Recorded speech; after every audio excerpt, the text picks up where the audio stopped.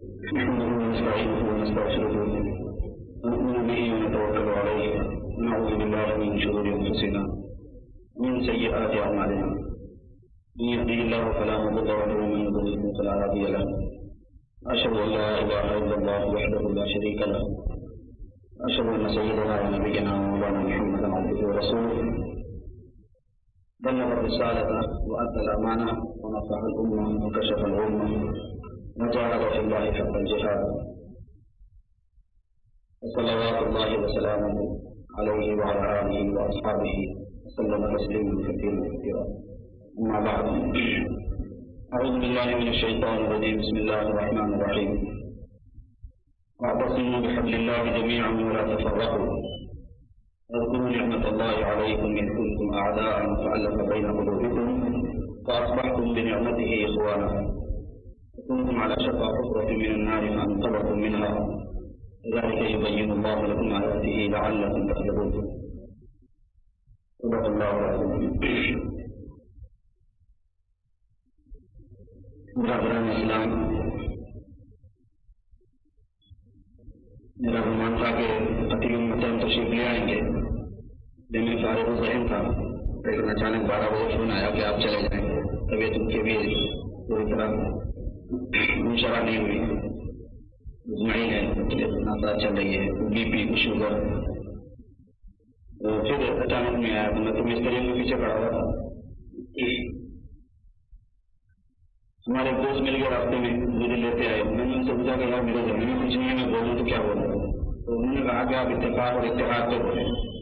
اس وقت کی سب سے بڑی ضرورت مسلمانوں میں اتفاق اور اتحاد کی ہے. تو میں مولانا ہے میرے بجائے وہ بھی بیان کر سکتے ہیں اور انہوں نے فرما دیا. میں نے یہ آیت کریمہ آپ کے سامنے تلاوت کی. اس آیت پہ بہت مرتبہ ہم لوگ سنتے ہیں، بولتے بھی ہیں، سنتے بھی ہیں. جب یہ آیت پڑھی جاتی ہے تو ایک بات جو فوراً ذہن میں آتی ہے وہ یہ ہے کہ اس میں اللہ تعالیٰ نے اتفاق کی تعلیم دی ہے، اتحاد کی تعلیم دی ہے. حالانکہ ایسا نہیں ہے، اس آیت میں اتفاق اور اتحاد کی تعلیم نہیں ہے. اس میں اس بات کی تعلیم، ایک اور بات کی تعلیم ہے کہ اگر اس کو اپنائیں گے مسلمان تو اتحاد پیدا ہوگا. طریقہ اتحاد کا بیان ہے، اس میں اتحاد کا بیان نہیں ہے. اور یہ ہماری مس انڈرسٹینڈنگ بہت چلتی ہے اس میں. قرآن میں اور حدیث میں ہم لوگ بہت کنفیوز ہیں، ہے کچھ سمجھتے کچھ ہیں. اور اس کا بھی بیان اسی آیت میں ایسا کیوں ہوتا ہے، ہے کچھ اور سمجھتے کچھ کیوں میں ایسا وہ اس آیت سے نکلتا ہے. مضمون میں تھوڑی سی زیادہ وضاحت کر رہا ہے نہیں، یہ آیت چاہتی بہت وضاحت، لیکن میں کوشش کروں گا جیسا میرا ناقصین میں ہے اس کے اعتبار سے اس کی تھوڑی سی مفاہمت ہو سکے، تفہیم ہو سکے. اس کا یہ مطلب نہیں ہے کہ قرآن پاک میں اس کا حکم نہیں ہے کہ تم اتفاق مت رہو، اس کا حکم الگ ہے. یعنی یہ مطلوب ہے، شرع اسلامی کے اندر یہ بات مطلوب ہے کہ سارے مسلمان متحد رہیں. اس کا بیان ایک دوسری آیت میں ہے، ولا تنازعوا، آپس میں جھگڑو مت. وہ آیت دوسری ہے، ولا تنازعوا، آپس میں جھگڑو مت، حکم نہیں ہے. اور پھر اس کا جو نقصان ہے وہ دنیاوی ہے، آپس میں جھگڑنے کا. اخروی کے علاوہ اصل نقصان دنیاوی ہے. فتفشلوا، تم کمزور پڑ جاؤ گے، وتذهب ريحكم، اور تمہاری ہوا نکل جائے گی. پہلے زمانے میں اگر تمہاری ہوا نکل جائے گی تو اگتا مضمون سنتا نہیں تھا، سمجھ میں آتا تھا کہ ہوا نکلنے کے بعد آدمی کی کیا رہتی. لیکن اب تو ہوا نکل جانے کے بعد سب سمجھ میں آتا ہے. اسکوٹر میں کی ہوا نکل گئی، ہونڈا میں کی ہوا نکل گئی، گاڑی میں کی ہوا نکل گئی، تو کیا ہوگا؟ بس میں کی ہوا نکل گئی. دیکھنے کے اعتبار سے بظاہر ہوا کا کوئی بہت بڑا مقام نہیں ہے، مگر ایسا بڑا مقام ہے کہ اس سے بہت گاڑی چلتی ہے. اور یہ مسلمانوں کو سمجھنا پڑتا ہے کہ کسی چیز کا بہت بڑا مقام نہیں ہونے کے باوجود بھی ایک بڑا مقام اس کا ہوتا ہے. کئی مسائل کے اندر ہمارے ساتھیوں سے آرگیومنٹ ہوتا رہتا ہے. اس میں جو ہماری ان کی گفتگو ہوتی ہے اس میں ایک بات یہ ہے کہ اسلامک کلچر جو ہے، اسلامک معاشرت جو ہے، غذا، عطا، شکل، صورت، شیپ، لباس، کھانے پینے کا طریقہ، گھریلو زندگی کا، اس میں مسلمانوں کی ایک بڑی جماعت یہ کہتی ہے کہ یہ بڑی اہم چیز نہیں. اچھا ہے اگر آپ کریں تو ٹھیک ہے، آپ کو منع نہیں کریں گے، لیکن نہیں کریں گے آپ تو شریعت کی طرف سے آپ کو لازم نہیں ہے کہ آپ کو یہ کرنا ہوگا. कस्टम है, हुजूर के ज़माने का एक कस्टम था, इस ज़माने का एक कस्टम है। इतना सख्ती नहीं करना चाहिए इस मामले में। एक मुसलमानों की एक बड़ी जमात ये कहती है, केवल अरबों की एक बहुत बड़ी जमात यही कहती है। हमारे अमेरिका में अरब इस मामले में बहुत फ्री है, थोड़ा लिबास में, खाने पीने में, रहन सहन में, इन सब वजाकत इन सब चीज़ों को कहते कि नहीं, हुजूर के ज़माने का जो कस्टम है वो इस ज़माने में लागू नहीं होता। उस ज़माने में वैसा रिवाज था, हत्ता कि अबू जहल को भी दाढ़ी थी, अबू लहब को भी दाढ़ी थी, कोई ऐसी बात नहीं है। ऐसे लिबास का मसला है। उलमा इस्लाम ये नहीं कहते। उलमा इस्लाम ये कहते हैं कि अबू जहल को होने नहीं होने से बहस नहीं। इस मामले में आया हदीस में कोई बराह रास्त इरशाद है या नहीं है, ताकीद है या नहीं है। तो बात इस पे आती है कि साहब इतनी इंपॉर्टेंट चीज़ नहीं है, ये इतनी अहम नहीं है। ये साहब जैसे अकीदे हैं, जैसे इबादत हैं, जैसे नमाज है, जैसे दूसरी चीज़ें हैं, वैसे ये अहम नहीं है। उलमा इस्लाम ये फरमाते हैं कि ये चीज़ अहम नहीं है लेकिन गैर अहम भी नहीं है। अहम जो है बात मरतबा होती है अपनी ज़ात में, एक होती है दूसरी चीज़ के मुकाबले में, अकीदे के मामले में, फराइज़ के मुकाबले में ये चीज़ यकीनन गैर अहम है, लेकिन अपनी ज़ात में गैर अहम नहीं रहती है। जैसे हम हिंदुस्तान में अक़लियत में हैं, मगर हिंदुओं के गैर मुस्लिमों के मुकाबले में अक़लियत में है। बकिया अक़लियत की अगर ये तारीफ है, 20 करोड़ होने के बाद भी किसी चीज़ को अक़लियत बोलते हैं तो ये खालिस नादानी है। 12,000 को अक़लियत नहीं बोल सकते। अगर 12,000 कोई तादाद हो वो अक़लियत नहीं होती है। तो उमर रज़ी अल्लाह तआला अन्हु का इरशाद है, सिर्फ 12,000, 12 लाख नहीं बोल रहा हूँ मैं, 12 करोड़ में नहीं बोल रहा हूँ। अक़लियत तो है हमें, लेकिन इनके मुकाबले में अक़लियत में, अपने ज़ात में थोड़ी मुसलमान अक़लियत में। अगर मुसलमान अपनी जिम्मेदारी को, हिंदुस्तान के मुसलमान अपनी जिम्मेदारी को अगर समझ लिया तो सिर्फ हिंदुस्तान के वास्ते नहीं बल्कि पूरे वर्ल्ड के वास्ते बसे, पूरे वर्ल्ड के वास्ते बसे। इंडिया के वास्ते, इंडिया से कुछ भी नहीं होता, मगर हम अपनी जिम्मेदारी समझते ही। ऐसे ही ये चीज है, इस्लामिक कल्चर जो है वो देखने के एतबार से गैर अहम नहीं है। ज़ाहिर यह है कि इतना अकीदे के मुकाबले में अहम नहीं दिखता, लेकिन अपनी ज़ात में बड़ा अहम है। क्यों? इसलिए कि अगर ये महफूज नहीं है तो मुसलमान की पहचान भी नहीं है। अगर ये महफूज नहीं है तो मुसलमान को, मुसलमान के इस्लाम को उसके गफलत के वक्त में महफूज करने वाली कोई चीज नहीं है। हर इंसान पर एक उसके शऊर का और याद का वक्त होता है और एक उसकी गफलत का, भूल का वक्त होता है। हम अपने नफ्स को, हम अपने अल्लाह को भूले हुए होते हैं, मजहब को भूले हुए होते हैं, बिजी होते हैं, कोई खुशी में, कभी गम में, और जनाब वाला कभी जॉब में, कभी किसी और चीज में, कभी आदमी मशगूल होता है। ऐसे वक्त में गैर इख्तियारी तौर पर आदमी को अगर मजहब लगता हुआ नहीं है, आदमी मजहब से टूट जाता है। ये बहुत इंपॉर्टेंट चीज है, ध्यान में रखने की बात है। जब मैं भूल में हूँ, जब उस पर नफ्स गालिब हो, जब उस पर शैतान गालिब हो, शैतान के असर में मैं आया हुआ हूँ, जब मैं बिजी हूँ, काम में हूँ, मेरा दिमाग मसरूफ है किसी चीज में, अगर उस वक्त मुझे मजहब लगता हुआ नहीं है तो धीरे धीरे मैं मजहब से टूट जाता हूँ। अब बोलेंगे ये कैसी बात है? ये ऐसी बात है कि आज दुनिया इसका मुशाहिदा कर रही है। लाखों अरब आज मुर्तद है। ये नहीं खाली दूर इस्लाम से नहीं, मुर्तद है, अल्लाह मुर्तद है। साउथ अमेरिका और जमाइका और ब्राजील, इधर उधर जाके आप देखेंगे 70 साल पहले के आया हुआ अरब इस हाल के अंदर है।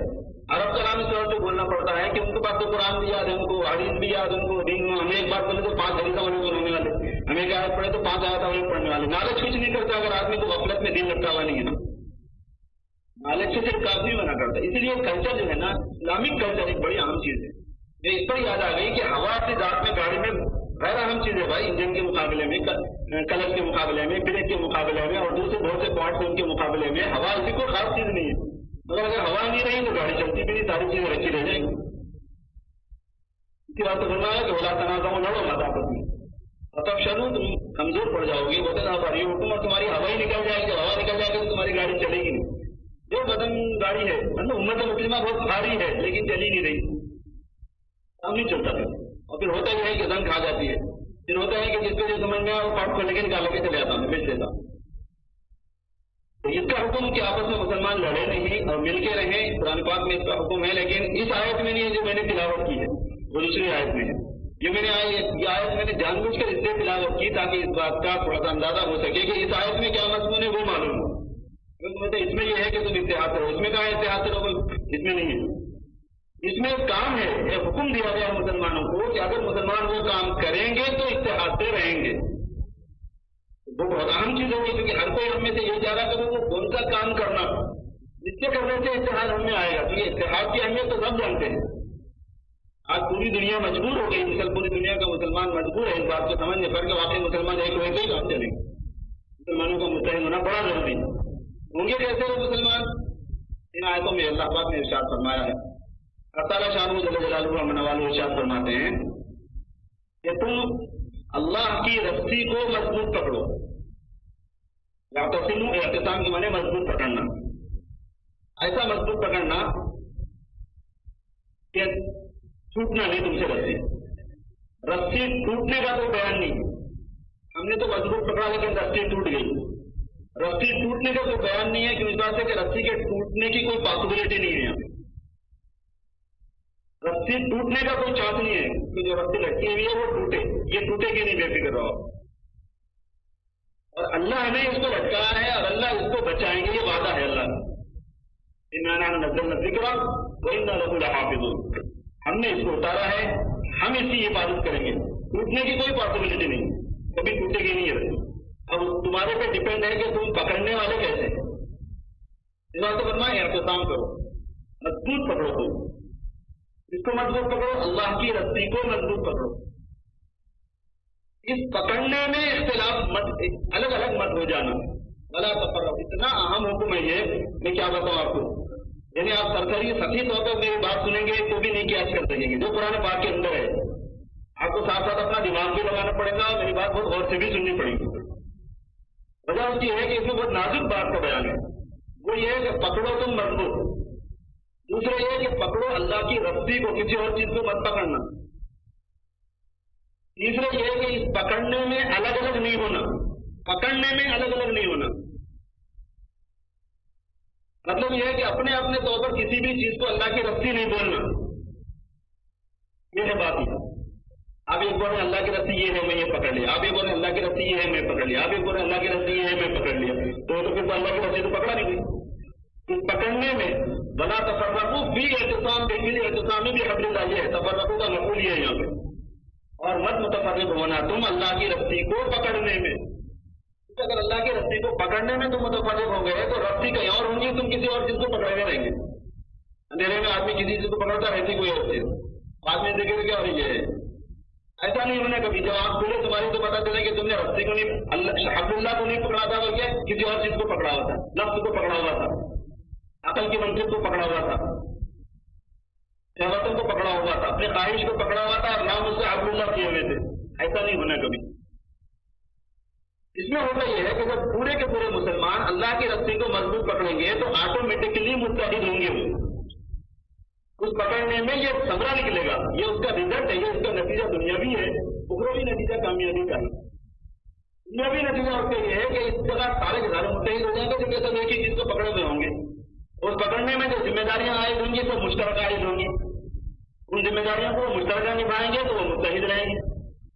اس کا نتیجہ تو یہ ہے کہ مسلمان متحد ہوں گے، لیکن حکم جس بات کا ہے وہ ایک اور چیز ہے، اس میں کئی چیزیں آپ کو تنقید طرف ہے، پھر توضیح طرف ہے، وضاحت طرف ہے۔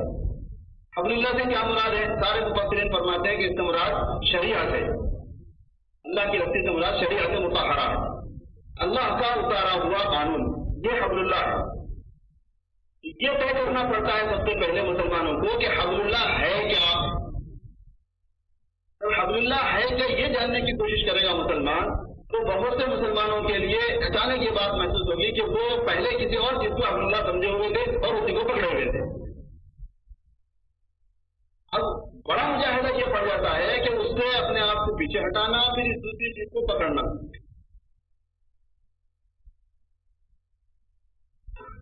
اب یہ اللہ تبارک و تعالیٰ کی رسی ہے کیا، اس میں جو ہے لوگ بہت مخلص ہیں لیکن طریقہ اس کا بڑا مختلف ہے۔ ابھی یہ چاہتا ہوں کہ میں اللہ کی رسی ہی کو پکڑوں، کسی اور چیز کو نہ پکڑوں۔ جب سے کہ خاص طور پر دعویٰ اسلامیہ، اسلامی بیداری مسلمانوں میں آ رہی ہے، ہر مسلمان کیا چاہتا ہے کہ بھائی شریعت کو پکڑنا چاہیے۔ اپنے ذاتی طور پر ہم کمزور ہیں، بہت سی چیزیں ہم نہیں کر پاتے، غفلت ہے، شیطان ہے، پوری عادتیں بڑی ہوئی ہیں پرانی، لیکن جی سے ہر مسلمان یہ چاہتا ہے کہ بھائی جو اللہ کی جو رسی ہے وہ پکڑنا چاہیے۔ اب اللہ کی رسی ہے کیا؟ لوگ اب اس میں مختلف ہیں کہ اللہ کی رسی کو فائنڈ آؤٹ کیسا کرنا کہ وہ ہے کیا اللہ کی رسی۔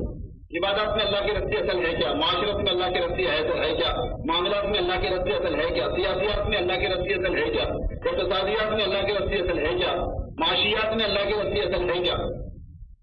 اب کچھ لوگ کیا کرنے جاتے ہیں، کچھ لوگ یہ کرتے ہیں کہ بھائی اللہ تعالیٰ نے کلام اتارا ہے، لہٰذا کلام پاک کو دیکھو، خود بہت پتہ چلے گا کہ اللہ کی رسی ہے کیا۔ حضور پاک صلی اللہ علیہ وسلم کی احادیث منضبط ہے، محفوظ ہے، احادیث شریفہ کھولی جائے، کتاب پڑھی جائے تو اب پتہ چل جائے گا کہ بھائی اللہ کی رسی ہے کیا، معلوم ہو جائے گا۔ کچھ لوگ ایسے ہیں، کچھ لوگ یہ بولتے ہیں کہ بھائی ہمارے بڑے اللہ کی رسی کو فائنڈ آؤٹ کیے ہوئے لوگ ہیں، لہٰذا انہوں نے جن چیز کو اللہ کی رسی قرار دیا وہی اللہ کی رسی ہوگی۔ کچھ لوگ کیا ہے، مدرسہ میں پڑھنے پڑھانے والے لوگ ہیں، ان کے اساتذہ نے ان کو جیسے بتا دیا کہ یہ اللہ کی رسی ہے، وہ اس کو پکڑے ہوئے ہیں۔ اب اللہ کی رسی ہے کیا، اس کو جاننے میں لوگ مختلف ہیں۔ میرے دوستوں بھائیوں، اس سلسلے میں جو ہماری عرض ہے وہ یہ ہے، بہت لمبے تجربے کے بعد اور حالات کے تجزیے کے بعد، کہ اللہ کی رسی کیا ہے، یہ ماہر علماء کرام کا کام ہے، سچی عالم کا بھی کام نہیں ہے، جزائے کہ غیر عالم کا کام، ترجمہ پڑھنے والے کا کام، ٹرانسلیشن پڑھنے والے کا تو کام ہو ہی نہیں سکتا ہے، اس کے بس کی چیز نہیں ہے۔ انہیں مخلص ہوں گا، وہ اپنی جگہ پر مخلص تو وہ ہو سکتا ہے، لیکن اس کے بس کا روز نہیں ہے۔ اب اللہ نے تو دین کو آسان کیا، تو دین جو ہے نصیحت کے لیے تو آسان ہے، لیکن آپ کو انسانی دستور سمجھانے کے لیے آسان نہیں ہے۔ انسانی دستور کس چیز کا نام ہے؟ بین الاقوامی قوانین اس میں ہیں، بین المللی قوانین اس میں ہیں، بین العالمی قوانین خاندانی اس میں ہیں، تجارت کے پورے اصول اس میں ہیں، زراعت کے پورے اصول اس میں ہیں، حکومت کے پورے اصول اس میں ہیں، ملازمت کے پورے اصول اس میں ہیں، شادی بیاہ کے پورے اصول اس میں ہیں، طلاق اور رضاعت کے پورے اصول اس میں ہیں، وراثت کے سارے مسائل اس میں ہیں، حدود و تعزیرات کے سارے مسائل اس میں ہیں، لڑنے اور جھگڑنے اور لڑائی کے اور جناورہ جنگوں کے اصول اس میں ہیں۔ ایک آدمی اس دستور کو ٹرانسلیشن کے ذریعے سے سمجھ لے گا، کیسی نادانی کی بات ہے، ایسا نہیں ہو سکتا، پریکٹیکل طور پر ہوتا بھی نہیں۔ اس وجہ سے یہ مسئلہ تقریباً رہ جاتا ہے کہ ایک آدمی اپنے طور پر اس بات پہ جانے کہ حبل اللہ کیا ہے۔ تو اس کا نتیجہ کیا ہوتا ہے؟ اس کا نتیجہ ہوتا ہے کہ سطحی سطح پر جو آدمی سمجھنے کو جاتا ہے تو اس کی اتنی غلط فہمی ہوتی ہے جس کی کوئی حد نہیں۔ تو غلط فہمی میں کہاں تک آدمی اپنا اجتہاد کرتا ہے، یہ آگے تک نکل جاتی ہے چیز۔ یہاں ہم خالی پہلے ہمارے اساتذہ بولتے تھے اور ہم کہیں اس کو دیکھتے تھے، جب سے دوسرے ملکوں میں جانا آنا ہوا ہے، وہاں ٹھہرنا ہو رہا، اس وقت پتا چلا کہ یہ راستہ کتنا خطرناک راستہ ہے، انتہائی خطرناک راستہ ہے کہ سیلف اسٹڈی سے آدمی دستور قرآن کو یا دستور اسلام کو سمجھنے کی کوشش کرے، نہیں ہو سکتی یہ چیز۔ ہوتا کیا ہے، کچھ مثالیں میں آپ سے عرض کر سکتا ہوں کہ کچھ مثالوں میں کہ ہوتا کیا ہے۔ ابھی ہمارے شکاگو میں ہر سال ایک بہت بڑا کنونشن ہوتا رہتا ہے، اس میں بہت مسلمان جمع ہوتے ہیں اور بالکل تھوڑا سا فیشنیبل قسم کا ہوتا ہے، ماڈرن قسم کا ہوتا ہے، اور اس میں ہر کوئی آدمی اپنی اوپینین رکھتا ہے، اپنی تفسیر کرتا ہے، اپنی تحریر بیان کرتا ہے، اپنے مسائل سناتا ہے، اپنا اجتہاد سناتا ہے۔ ایک بہت پانچ مانے ہوئے آدمی جو مسلمانوں میں لیڈر کی حیثیت سے رکھتے ہیں، ان کو ٹائم دیے، انہوں آ کے بیٹھیں گے، انہیں اپنی اسپیچ دیں گے، وہ اسپیچ دیے درس قرآن کریں۔ اس کے بعد میں ان سے مسئلے پوچھیں گے۔ وہاں پہ ایک رواج ہے کہ تقریر ہوتے ہی فوراً ایک آدمی کھڑا ہوتا ہے، دوسرا کھڑا ہوتا ہے، کچھ نہ کچھ پوچھتا ہے۔ حالانکہ لیکچر میں اور لیسن میں تو یہ صحیح ہے کہ آپ پوچھیں بعد میں، وعظ اور تقریر میں یہ صحیح نہیں، یہ اصول کے خلاف ہے۔ وعظ الگ چیز ہے، دعوت الگ چیز ہے، اور آپ کے تقریر الگ چیز ہے، اور سبق الگ چیز ہے، ان چاروں میں فرق نہیں کرتے، اس وجہ سے گڑبڑ ہوتی ہے۔ تو اس میں ہوا یہ پوچھنے کا رواج ہے، تو مسئلے مسائل پوچھے جانے لگے، کون سا حلال ہے کون سا حرام ہے۔ تو انہوں نے جو مسائل سنا ہے اس میں سے لوگ آگے پھر میرے کو بولے کہ کنوینشن میں تو یہ پورا لوڈ اسپیکر پہ چل رہا تھا، مطلب بھائی کیا چل رہا تھا، تو بہت سے مسائل آیا، اس میں سے ایک مسئلہ یہ بھی آیا کہ وہاں پر جو گوشت ہے، گوشت کی جو دکانیں ہیں، ایک گوشت کی دکان پہ سارے گوشت ہوتے ہیں، یعنی بکرے کا گوشت بھی ہوتا ہے، گائے کا گوشت بھی ہوتا ہے، سور کا گوشت بھی ہوتا ہے، اور اس کے ساتھ ساتھ جو ہے مرغی کا گوشت بھی ہوتا ہے، بہت سی جگہوں پہ اس کے ساتھ فش بھی ہوتی ہے، سی فوڈ بھی ساتھ میں ہوتا ہے، ساری چیزیں ہیں۔ مسئلہ یہ آیا تھا کہ جب ہم قیمہ لیتے ہیں تو ایک نان مسلم آ کے سور کا قیمہ لے کے گیا مشین میں سے، اب ایک مسلم آ کے اس کے بعد بیف کا لے رہا، دینے والا لیم کا لے رہا، بکرے کا لے رہا۔ تو اب یہ جو مشین میں سے پہلے سور کا قیمہ گیا ہوا ہے، اس کے بعد میں گائے کا قیمہ جا رہا ہے یا بکرے کا قیمہ جا رہا ہے، اب یہ حلال ہے کیا حرام ہے، یہ پوچھے وہ مذہب سے، مذہب تو تھے نہیں، انہوں مذہب بنے بغیر مذہب بنتے، اس میں گڑبڑ ہوتی ہے۔ تو انہوں نے یہ کہا کہ اس میں کوئی حرج نہیں ہے، بالکل جائز ہے، اتنا بول کے خاموش نہیں ہو گئے۔ اس کے بعد انہوں نے بولے اس کی منطق، اس کی وجہ ہے دلیل ہے، کیونکہ بغیر دلیل کے تو بول نہیں سکتے وہاں پہ، اس کی دلیل کیا ہے پوچھتے لوگ، اس کی دلیل کیا ہے؟ اور اس کی دلیل یہ ہے کہ اسلام میں غلبے کا اعتبار ہے، جو چیز غالب ہے اس کا حکم چلتا ہے، جو چیز مغلوب ہے اس کا حکم نہیں چلتا. تو وہاں پہ تو ایک سے ایک دماغ ہوشیار تیز ہیں لوگ ماشاءاللہ، جتنے سمجھدار قسم کے لوگ ہیں وہی ذرا ہلکڑ کرتے ہیں، بھاگتے ہیں. تو غرض یہ ہے کہ وہاں ہوگا اپنے کھڑا ہوگا، اس نے پوچھا کہ بھائی اگر آپ اسلام میں غلبے کا اعتبار بولتے ہیں تو غلبے کی کوانٹٹی کیا ہے؟ غلبے کی بھی تو کوانٹٹی بولنا پڑے گا نا، کتنا غلبے سے کتنا غلبہ مراد ہے آپ کا. تو انہوں نے کہا کہ 70% غالب اگر کوئی چیز ہے تو پھر وہ چیز کا اعتبار ہوگا. اگر 70% غالب حرام ہے تو چیز حرام، اگر 70% غالب چیز جو ہے حلال ہے تو وہ چیز حلال. تو پھر انہوں نے بولے پھر اس میں کتنا غلبے کا اعتبار آپ کریں گے؟ تو وہ موقع بیان کرتے کرتے یہ بول رہے ہیں کہ بھائی اس میں اتنا غلبے کا اعتبار ہوا کہ اگر 100 کلو خنزیر کا قیمہ اور 100 کلو گائے کا قیمہ رہا تو حلال ہے. غلبے کا اعتبار ہے اسلام. آپ کو جانیں کہ ایک مسئلہ تلاشا جاتا نہیں، ایسے سینکڑوں مسئلے چلتے ہیں وہاں پہ، وہ جانا ہزاروں مسئلے چلتے رہے. یہ نقصان ہے. اپنے طور پر جو ہے نا جب کرنے کو جاتے ہیں تو اس سے پتہ نہیں کہاں سے دیکھ لیے غلبے کا اعتبار ہے. اسلام میں غلبے کا اعتبار ہے، مگر یہ تو علماء کو معلوم ہے کہ کس چیز میں کہاں پہ کس بات کے غلبے کا اعتبار ہے. پاکی ناپاکی میں غلبے کا اعتبار تھوڑی ہے. طاہر چیزوں میں جامد چیز غیر جامد چیز میں غلبے کا اعتبار ہوتا ہے. دو پاک چیزیں اگر مل جائیں دونوں کے احکام الگ ہوں تو پھر جس دو پاک چیز غالب ہوگی اس کا حکم اس مغلوب پاک چیز کا لگ جائے گا. جیسے مثال کے طور پر آٹا بھی پاک ہے، پانی بھی پاک ہے. اگر آٹا ملا ہوا پانی ہے تو آپ وضو نہیں کر سکتے، ہے نا. تو آپ کتنے پانی سے کب تک وضو کر سکتے ہیں آپ پانی سے جبکہ اس میں آٹا مل جائے؟ اگر آٹا زیادہ دکھ رہا تو وضو کر سکتے ہیں کہ پانی زیادہ دکھ رہا تو وضو کر سکتے ہیں؟ استنجا کب کر سکتے آپ؟ وہ دو پانچ چیزوں میں غلبے کا اعتبار ہوا کرتا ہے. وہ انہوں کئی دیکھ لیں گے غلبے کا اعتبار ہوتا ہے، بلکہ انہوں نے ہر جگہ غلبے کا اعتبار ہوتا ہے. ایسا بہت ہوتا ہے میرے دوست، ایسا بہت ہوتا ہے. مساجد کے اندر ایسی مسجد کی محراب ہے جس کے بعد بڑا ٹی وی اتنے بھی بڑے ٹی وی رکھا ہوا رہتا ہے مسجدوں میں. اب وہ پوچھے کہ ایسا کیسا بھائی یہ تو بدتمی ہے، مناسب نہیں ہے مسجد میں ہونا. تو بولے اگر عالم کی خبریں مسلمانوں کو نہیں معلوم رہیں گی مسجد میں آنے والوں کو تو پھر کس کو معلوم ہونا؟ اور پورے ایک سے 6 چینل رہتے ہوتے یہ بھی نہیں کہ چلو مخصوص خبروں کا ہوتا نہیں رہتا. اور 24 آور اوپن، آپ چاہیں جب چاہے بولے نماز کو کبھی 10 منٹ باقی ہے کوئی بھی بیٹھ جاؤ، کوئی روکنے والا نہیں ہے، کوئی ٹوکنے والا نہیں ہے. مکس گیدرنگ ہے عورتوں کی مردوں کی. مسجد میں عورتیں آتے ساتھ میں نماز پڑھتے. بعض لوگ ہمدردی قسم کے مذہبی قسم کے پارٹیشن لگا دیے بیچ میں. تو بولے حضور کی مسجد میں پارٹیشن نہیں تھا، نکال دیتے. جو حدیث میں دیکھیے بخاری میں کہ کبھی مسجد نبوی میں پارٹیشن نہیں لگا. مسجد نبوی میں پارٹیشن کہاں تھا؟ مسجد نبوی میں پارٹیشن نہیں تھا، لہٰذا پارٹیشن نکال دیتے. اب ان کو ہمارے بھائیوں کو کون سمجھائے کہ بھائی کسی مسئلے کو جاننے کے بعد سے آپ کو بہت کچھ جاننا پڑتا ہے. آپ نے کبھی جانا بھی ہے کہ پردے کا حکم اترنے کے بعد کبھی مرد اور عورت اس طرح آمنے سامنے ہوئی ہوں؟ ان کو نہیں معلوم یہ چیز. حضور پاک صلی اللہ علیہ وسلم کے سامنے کبھی کوئی عورت نہیں آئی پردے کا حکم آنے کے بعد اسٹاف کے ساتھ. حضور کے سامنے نہیں آئی کبھی کوئی عورت. پردے کے پیچھے سے دیوار کی آڑ سے چٹھی بھیجتے تھے، لکھوا کے بھیجتے تھے کوئی چیز اگر بولنا ہوتا پہلوایا جاتا تھا خدام کے ذریعے سے، بواب کے ذریعے سے. حضور کے سامنے امہات المومنین جو کہ سارے مسلمانوں کی ماں ہیں کبھی اپنے بیٹوں کے سامنے نہیں آئی پردے کا حکم آنے کے بعد. اور سامنے آنے سے مراد یعنی کہ کپڑوں کے ساتھ چہرہ پھیلاوا کبھی نہیں ہوا ہے. تو آپ اٹھا کے دیکھ لو قرآن پاک کی آیتیں حدیثیں سیرت پوری دیکھ لیں گے، مگر ہمارے ان بھائیوں کو کون بتائے گا؟ یہ ہے بہت اہم چیز میرے بھائی دوستوں. جو اس وقت انتشار ہو رہا ہے، انتشار ہے پوری امت میں، اس کی بہت سی وجوہات. جو اختلاف ہو رہا ہے امت میں، ایک لاجک آ گئی یہاں پہ شیطان کی طرف سے. وہ لاجک یہ آئی کہ امت کو مسلمانوں میں امت بٹ گئی ہے فرقوں میں. یہ حنفی ہے، یہ شافعی ہے، یہ حنبلی ہے، یہ مالکی ہے. مسلمانوں کو متحد کرنے کا راستہ یہ ہے کہ ہر آدمی قرآن کو پکڑ لے.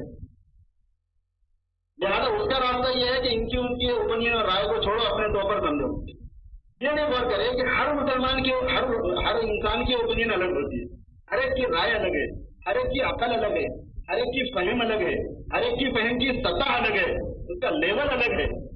آپ جو بات سمجھ سکتے ہیں وہ میں سمجھنا ضروری نہیں، آپ جو بات سمجھ سکتے ہیں وہ میں سمجھنا ضروری نہیں.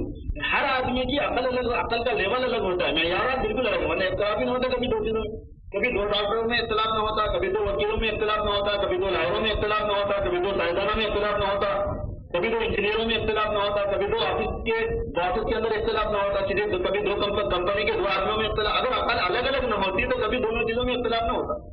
اس کا انجام کیا ہوگا؟ اس کا انجام یہ ہوگا کہ پہلے پوری امت چاروں میں متحد تھی، اب 4 بیٹھے ہوئے ہیں تو وہ 4 ہیں، 10 بیٹھے ہوئے ہیں تو وہ 10 बोलते हैं, 1000 बोलते हैं तो 1000 बोलते हैं, वो बात किधर से गई थी किधर निकल गई, ऐसा होता है। इसीलिए अल्लाह तबारक व तआला फरमाया कि जो हब्लुल्लाह है उसको मजबूत पकड़ो। तो इससे पहले हब्लुल्लाह को फाइंड आउट करो कि वो हब्लुल्लाह है क्या। इसी बात को उलमा फरमाते हैं कि हब्लुल्लाह जो है ये उलमाए माहिरीन का काम है इसको बताना कि हब्लुल्लाह है क्या, सुन्नत क्या है, बिदअत क्या है, तौहीद क्या है, शिर्क क्या है, सही क्या है, गलत क्या है, हक क्या है, बातिल क्या है, सच क्या है, झूठ क्या है, जायज क्या है, नाजायज क्या है, ये इंतहाई माहिरीन का काम। हर जमाने के माहिर उलमा जिस बात को बताएंगे कि ये हब्लुल्लाह है वो हब्लुल्लाह है, मैं और आप जिसको समझेंगे वो हब्लुल्लाह नहीं होगी, हमारी अपनी अंडरस्टैंडिंग होगी कि ये हब्लुल्लाह है और होगी नहीं वो। इसीलिए कुरान पाक में अल्लाह ने क्या फरमाया कि अल्लाह की जो रस्सी है उसको मजबूत पकड़ना है, अपनी थिंकिंग के एतबार से नहीं, जो वाक़ई है वो होना चाहिए। अब आप बोलेंगे उलमा की तो राय अलग होती है, उलमा की राय कभी अलग नहीं होती, और जो होती है तो वो हुदूद के अंदर होती है। अब ये 4 मसलक है मिसाल के तौर पर, हम्बली, शाफी, मालिकी, हनफी, ये चारों मिलकर हब्लुल्लाह ही है, ये अलग नहीं है। ये उम्मत को बांटने की चीज नहीं होती, इसमें उम्मत मुत्तहिद थी, 1400 साल से उम्मत मुत्तहिद चली आ रही है, उसको ज्यादा परेशान होने की जरूरत नहीं है। शाफी मसलक है तो इमाम शाफी के जो उलमा है उनसे पूछ लो, चलो अपना। हनफी मतलब हो तो इमाम हनीफा के जो उलमा है उनसे पूछो, चलो अपना। मालिकी मतलब हो तो इमाम मालिक के जो उलमा है उनसे पूछो अपना, चलो। अब हर एक आदमी हर चीज में कहाँ तक निकालेगा, ज्यादा निकाल पाएगा, पॉसिबल ही नहीं है बात। 1-2-4 मसलों में आदमी थोड़ा बहुत मालूम कर भी लेता है, वो अलग तक मालूम हो जाता है, और बकिया पूरा दीन यहाँ से वहां तक फिर अंधेरे में रहता है, उसको नहीं पता चलता। एक साथ कहने लगे मैं 7 मरतबा अब तक कुरान पाक की तफसीर पढ़ चुका हूँ, मैं बोला मैं कुरान पाक में से 7 मसले पूछता हूँ, आप बता सकते क्या कुछ? और मैं सब कहता हूँ कि नहीं बता सकते। एक अलग चीज है, कुरान समझने का शौक और शौक अलग चीज है, वो होना चाहिए मुसलमान में। वो अपने उलमा से पूछो, उलमा से सीखो, या फिर दर्स कुरान होता है किसी आलिम दीन का, माहिर आलिम दीन का, वहां जाके बैठो और दीन की तफसीलात अपने उलमा से पूछ के चलते रहो। दीन पर आप अमल करते रहेंगे ना उलमा से पूछ के, तो वो कुरान ही होगा, वो कोई और चीज नहीं होगी। ये 2-3 दिन पहले डॉक्टर साहब से बात हो रही थी, आयुर्वेद इत्तेफाक मुलाकात के लिए, मैंने अर्ज किया, यही टॉपिक निकल गया, तो मैंने उनसे अर्ज किया कि भाई देखो, एक कुरान पाक बराह रास्त समझ के फिर अमल करना, और एक कुरान पाक की बात पर अमल कर लेना। बात पर आप अमल कर लेंगे तो अवाम उन्नास के लिए यही चीज आसान है। फिर मैंने कहा एक मिसाल मैं अर्ज करता हूँ, आपको बहुत दिलचस्पी है इस मामले में, तो समझिए। मैंने कहा रुकू में क्या पढ़ते हैं नमाज में, कहने के सुभान रब्बियल अज़ीम पढ़ता हूँ। मैंने कहा सजदे में आप क्या पढ़ते हैं, तो कहने के सुभान रब्बियल आला पढ़ता हूँ। मैंने ये अर्ज किया कि ये कहाँ से है बताओ जरा, आपकी उम्र इस वक्त 45 साल से मुतजाविज है, अगर आप पढ़ के निकाल के अमल करने वाले हैं तो आपने कब निकाला इसको कुरान से और कब से अमल कर रहे हैं आप बताओ। और नहीं मालूम होता किसी को कि कुरान पाक की कौन सी आयत से निकल आती है, समझ में आता है, तर्जुमा पढ़े तो भी नहीं समझ में आता। और दूसरी चीज है, अहकाम के निकालने का मतलब एक दूसरा होता है बिल्कुल। जब अल्लाह तबारक व तआला ने आयत उतारी फसब्बिह बिस्मि रब्बिकल अज़ीम, तो हुज़ूर पाक सल्लल्लाहु अलैहि वसल्लम ने इरशाद फरमाया इजअलूहा फी रुकूइकुम। जब अल्लाह ताला ने सूरह आला की पहले आयत उतारी सब्बिह बिस्मि रब्बिकल आला, तो अल्लाह रब्बुल इज्जत ने हुज़ूर पाक सल्लल्लाहु अलैहि वसल्लम ने इरशाद फरमाया इजअलूहा फी सुजूदिकुम। जब फसब्बिह बिस्मि रब्बिकल अज़ीम वाली आयत उतरी तो हुज़ूर ने फरमाया इसको तुम अपने रुकू में रख लो। वहां से है सुभान रब्बिल अज़ीम जो पढ़ते हैं, किसी को मालूम हुआ तो क्या, नहीं मालूम हुआ तो क्या, सुभान रब्बिल अज़ीम पढ़ रहा तो बस है। उसने फरमाया इजअलूहा फी सुजूदिकुम, इसको तुम अपने सजदे में कर लो। अब हम सुभान रब्बिल आला कब से पढ़ रहे हैं, ये कदर जब से पढ़ रहे हैं।